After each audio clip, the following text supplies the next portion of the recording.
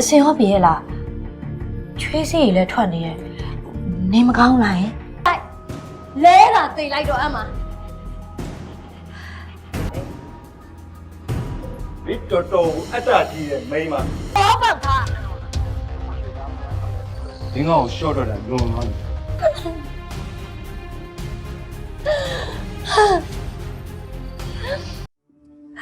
အော်အေး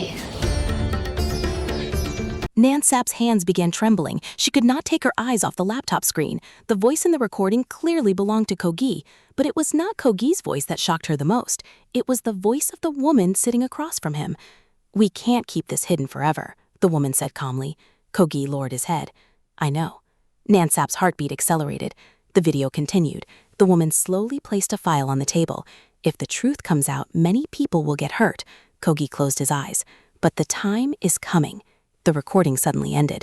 Nansap immediately replayed it, again and again and again. But no matter how many times she watched it, she could not find the answer she was looking for. What was inside the file? Who was the woman? What secret were they hiding? There were no answers, only more questions.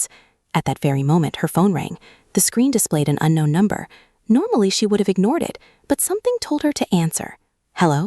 For a few seconds, there was only silence. Then a female voice spoke.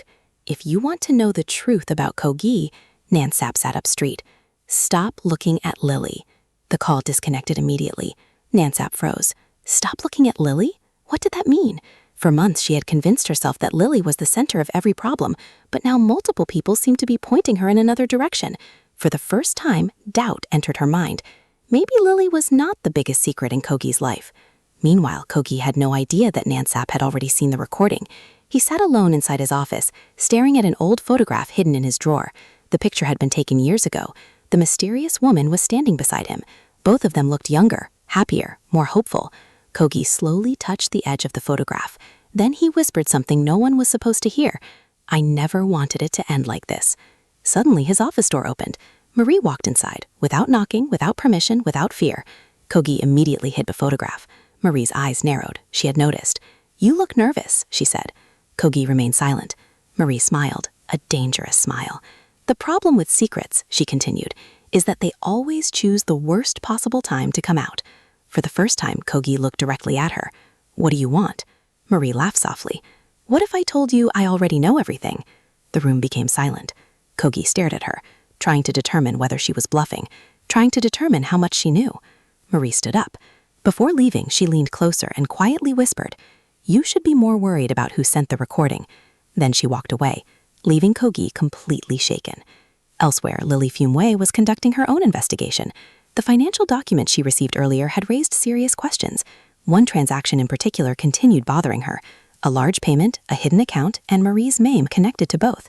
The deeper Lily investigated, the more uncomfortable she became. Every road seemed to lead back to Marie. Every conflict, every misunderstanding, every rumor, every leak. It was as if someone had been carefully moving people around like pieces on a chessboard, and that someone might be Marie.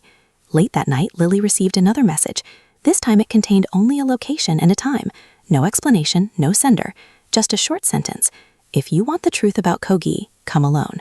Lily stared at the message for several minutes. Her instincts told her it was dangerous, but her curiosity was stronger, much stronger. The next evening, she arrived at the location, an abandoned building on the edge of the city. The place felt wrong. Too quiet, too empty, too planned.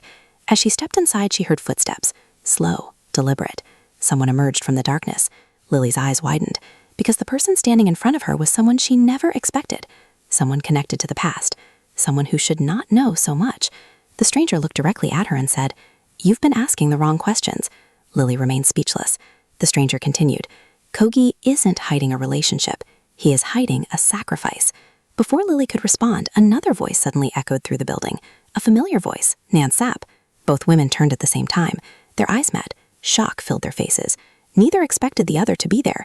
Neither realized they had been following the same trail. And somewhere in the darkness above them, an unseen figure watched silently, recording everything, smiling. The episode ends with one final question. Who is really searching for the truth? And who is carefully controlling the search?